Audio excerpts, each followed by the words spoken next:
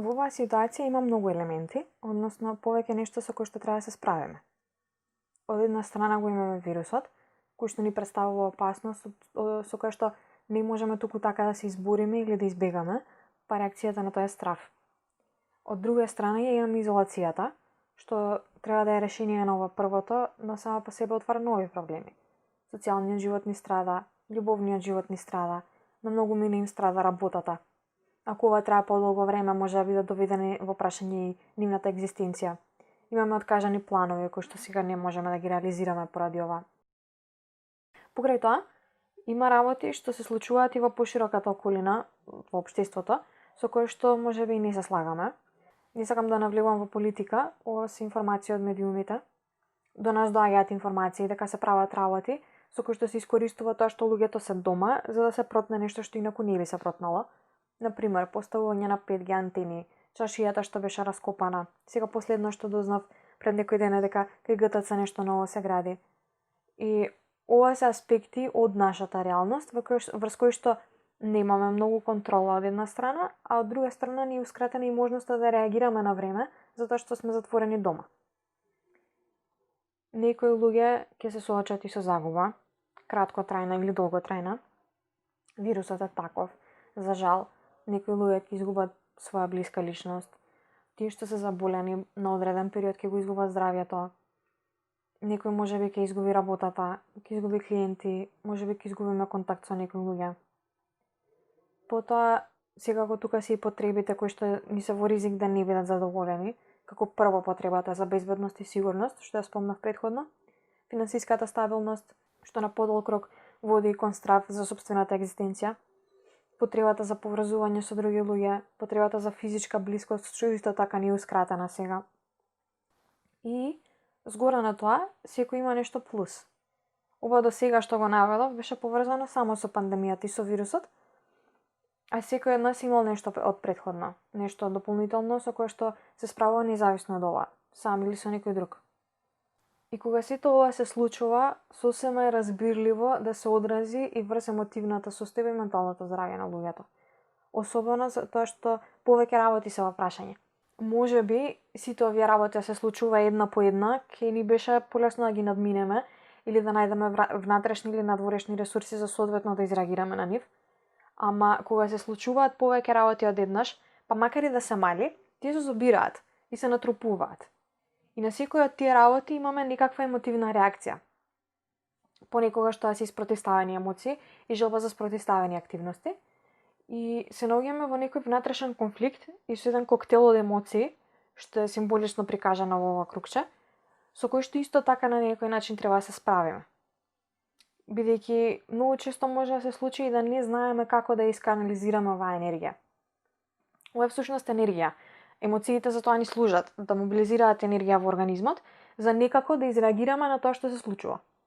Сега, таа енергија или ќе ја насочиме кон надвор, значи ќе не води кон акција и ќе биде насочена кон правата причина за појавувањето на таа емоција. Ако тоа не ни е достапно, можеме да ја пренасочиме кон нешто друго, што е исто така надвор. Можеме да ја блокираме или да ја насочиме кон себе. Во секој случај не исчезнува. Значи, можеме и да ја негираме, и да ја потиснеме, и да ја игнорираме, ама таа е тука. И ако остане така, без да се погрижиме за неа, без да ја испразниме некако, ако не веднаш во моментот, на подолг рок може да ни направи проблеми. Односно да наштети и на менталното, но и на физичкото здравје. Од тука доаѓаат и оние симптоми, чувство на анксиозност. Анксиозноста е генерално многу зголемена кај луѓето овој период. Чувство на паника, стравови кои на момент стануваат преплавувачки, зголемена иритабилност и слично. Ова се знаци дека нешто се случува и дека внатре во нас има нешто што бара внимание и што сака да излезе. И уште нешто што е важно да се каже, дека ова е на некој начин потенцијално травматско искуство. Травматското искуство, по дефиниција, е перцепирана опасност која што ја надминува способноста за справување на поединецот. Што значи тоа? Дека поединецот во својата околина има некоја опасност со која што тој чувствува дека во моментот не може да се справи. Без разлика за каква опасност се работи, значи дури ако е ништо, условно кажано, ако за него изгледа страшно во моментот или нема начин да ја надмине, тој ја перцепира како нешто со кое што не може да се справи. Во вакви ситуации се активира оној fight or flight механизам на борба или бегство. Од една страна ја има онаа реакција да се нападне, да се уништи, да се поништи опасноста, а од друга страна е стравот или реакцијата на бегство за да се избегне опасноста. И сега, ако не може ни да се бори, ни да избега, што е случај со нашава ситуација со вирусот, бидејќи не можеме едноставно да се избориме со него, невидлив е, не знаеме каде е, а не можеме ни да избегаме и да знаеме дека сега сме на сигурни и безбедни, единствено што можеме да направиме е да се заштитиме, односно да останеме дома, да држиме дистанца од други луѓе, да ги дезинфицираме редовно рацете. Во вакви случаи може да се случи еден фриз момент или момент на замрзнување, кога целата онаа енергија што е мобилизирана во организмот не може да се употреби ни за борба, ни за бегство. Оваа реакција на замрзнување е поврзана со траума. Значи, трауматското искуство е едно, но тоа може и не мора да води кон траума. Всушност, ова е траума. Бидејќи додека трае опасноста, ваквото замрзнување е корисно и е во функција на преживување.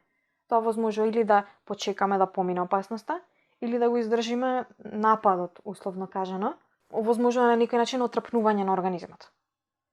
Доколку по поминувањето на опасноста, оваа енергија не се одмрзне, тогаш настанува траума. И ваквата замрзната енергија ќе ја носиме со нас и ќе се пројавува и во некои следни ситуации кои не се така опасни или не представуваат закана во вид на трауматска реакција, бидејќи телото некогаш во минатото научило дека само на тој начин може да преживее. Но дали ќе се случи траума, зависи од тоа колку некој ја перцепира својата реалност како опасна и загрозувачка, колку има моментално ресурси и внатрешни и надворешни, значи колку има поддршка за да се справи со неа, и што ќе направи со својата реакција за време на и после опасноста. И тука имаме шанса сега да интервенираме.